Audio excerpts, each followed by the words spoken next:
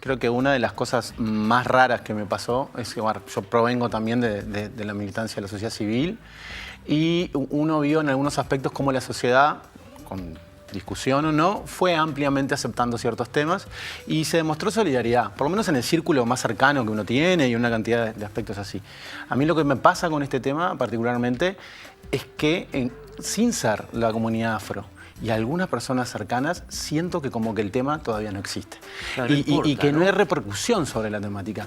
Y por más que tiramos a veces datos que son muy duros, la reacción es como el silencio por ahora. De la sociedad en general. Y cuando hablo de la sociedad en general, estoy hablando bien, me voy a ser bien duro en esto, con la sociedad no afro, por decirlo de alguna manera, ¿no? Sí, con todo el resto, digamos, de la población. Decías algunos datos duros y tremendos, ¿no? Más del 50% de la población afro-uruguaya tiene una necesidad básica insatisfecha y más del 25% tiene 2 o más necesidades básicas insatisfechas. Y estamos hablando del 8% de la población que en el último censo declaró tener ascendencia mayoritariamente afro.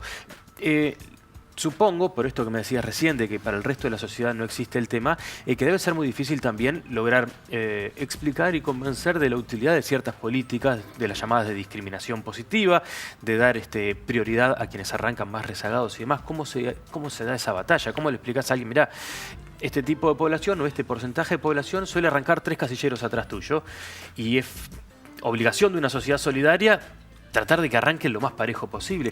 ¿Cómo se logra explicar eso?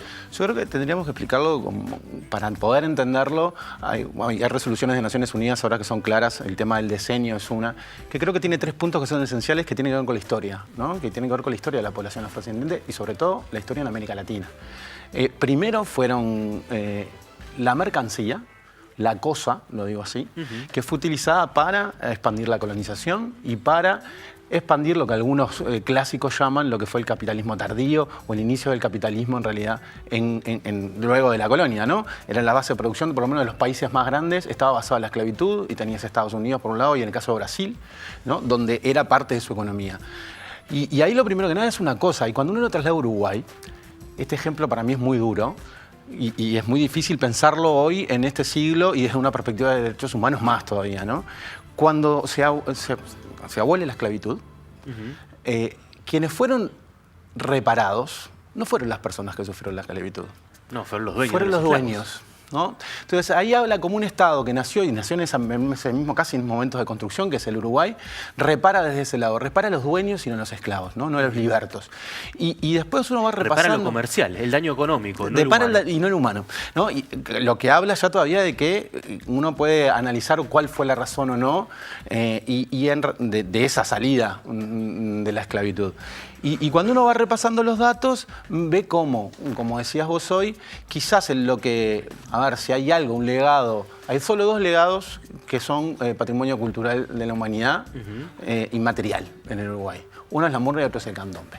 Entonces, eso es lo que se reconoce de la población afro, es esa herencia como más musical, que viene desde lo musical, y nos olvidamos de una cantidad de actores importantísimos de la historia que construyeron, desde los papeles de la propia Revolución Ortiguista de Encarnación Benítez, o podés hablar de la figura que muchos lo ponen como cebador de mate, exacto, ¿no? Ancina. De Ancina, o si uno va más acá, va a los 50, muy poca gente sabe que un tipo como Agustín Pedrosa, que fue secretario general de un sindicato tan grande como el ZUNCA, era afro, y el peso que tenía en la central, en lo que fue posteriormente el proceso de central sindical. O sea, pero es como un lugar que lo vemos como de no pertenencia. Es un lugar de no pertenencia. Dejarlo ahí y ahí, ya está. Y ahí es cuando te das cuenta que se parte con todo eso. Y uno, cuando ve los datos hoy, por ejemplo, la ENAS, que es la Escuela Nacional de Juventud, es un tema general, ¿no? Habla que un 67% de los gurises que van a los centros educativos se sienten discriminados. Y cuando uno empieza a preguntar por qué, entre el 9 y el 12 se sienten discriminados por cuestiones de raza. Y te dicen que no existe el racismo. En Uruguay la gente dice que no existe el racismo. Y dice que las oportunidades existen. Entonces yo me pregunto, cuando existen algunos términos o algunas acciones que son tan subjetivas, como por ejemplo la buena presencia, Ahí va. Sí, lo has dicho el otro día también, en el mundo privado, ¿de qué estamos hablando cuando hablamos de buena presencia? Yo estoy seguro, incluso hay una ONG norteamericana que lo hace, en una organización social civil norteamericana que lo hace en Estados Unidos, que cuando uno pone un currículum o dos currículum de iguales condiciones, o incluso superior el de la persona afro de que la persona no afro, termina ganando por las...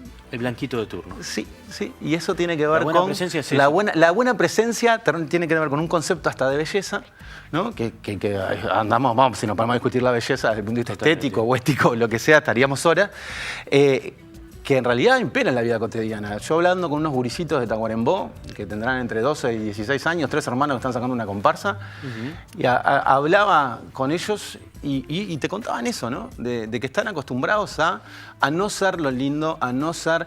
Y cuando uno empieza a revisar, y si tuviste la suerte, no digo de ir a otras partes del mundo muy lejanas, a Río de Janeiro nada más, y vos ves cómo las personas afro que están más empoderadas viven lo afro hasta de lo estético, ¿no? Ves varones con los pelos largos, ¿no? Con las motas al viento, por decirlo de una manera. Acá es muy difícil de verlo. Y eso tiene que ver, y lo tirás al sur, Sao Paulo también es tan difícil. Tiene que ver con el peso de que eso estéticamente no es lindo. No, totalmente. Para los parámetros es lo que decías tú. Para los parámetros, para los para los metros que tiene la hegemonía cultural dominante, ¿no? Eso no es lindo, las mujeres tienen que hacerse la plancha. Y uno dice, ay, esto es banal. O las trencitas tipo modelo. Eso es banal. Y ahí decís, no es banal. Porque eso afecta a la autoestima de gurises desde que son muy chicos. Cuando uno lo ve históricamente, también tiene que ver que están en las pequeñas localidades. Aquellos que en los 60 se habló de pueblos de ratas. Es cierto. Los pueblos de ratas, como se decía de esa manera, en realidad mayoritariamente son de población afrodescendiente. Y uno cuando empieza a ver esa situación, venimos trabajando hace un tiempo, ya se viene trabajando con trabajos de frontera binacionales y con eventos binacionales para tratar de generar ese lazo entre la comunidad afro-uruguaya y afro-brasilera, que en realidad nace en ese mismo momento histórico.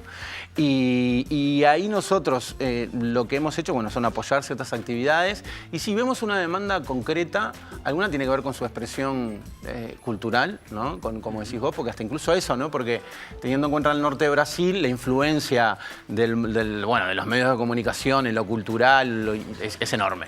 Entonces, a veces el samba pesa más. Y vos ves cómo una comunidad afro plantea eso, pero desde el punto de vista más económico y educativo, bueno, los números también son preocupantes. Alguna vuelta hablando con Fernando Santulo, el músico, pero que además es sociólogo, él me decía que hay algo que tiene que ver con el devenir histórico y que parte en esa época que tú señalás. La emancipación de los esclavos en Uruguay en realidad fue una cuestión casi familiar, fue agarrar y decir, bueno, ya está, no son esclavos, ¿y a dónde te vas a ir si viviste toda la vida con mi familia? Cosas así. Eso genera un tipo también de accionar posterior. Como esa persona a la que siempre la traté como mi familia me va a venir a reclamarme los derechos de una manera así. Siempre nos entendimos bien. En cambio es distinto en otros países donde fue más una conquista de lucha, ¿no? Estilo Estados Unidos, por ejemplo, donde conseguir una cantidad de cosas implicó un batallar en la calle. Igual vos sabés que eso yo le digo, para reclamar los derechos, ¿no? Está correcto. Igual yo eso le pongo un gran paréntesis, porque en realidad tiene que ver con la historia que se cuenta desde el Uruguay. Normalmente la historia del Uruguay siempre somos suavemente ondulados, ¿no? Claro, exacto. Nunca hay un quiebre y siempre fue por un consenso, y el relato que surge en algún momento siempre dice que no pasó nada y que fue, bueno, la esclavitoca fue... No hubo discrepancia, siempre fue... Claro, la esclavitoca fue re buena onda, ¿no?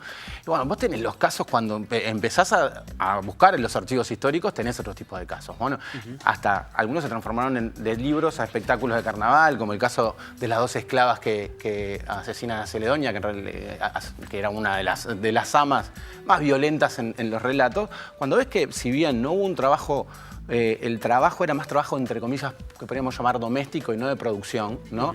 Desde vender... A ver, cuando en la escuela nos hacían esas cosas que aparecían las gurisas, ¿no? La reconstrucción de la colonia y aparecía la que vendía la empanada o los pastelitos, que normalmente era afro.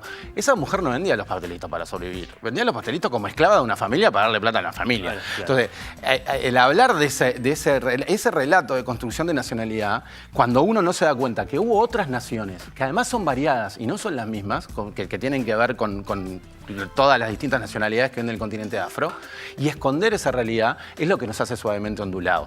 Y realmente me parece que eso es lo que demuestra el racismo institucional, ¿no? Lo que demuestra cómo cuando aparece un cuestionamiento, no, acá en realidad somos todos iguales, no, acá la escuela valeriana a todo el mundo lo mira. Nos dio un mismo punto de partida. Y no nos dio un mismo punto de partida, porque no es así.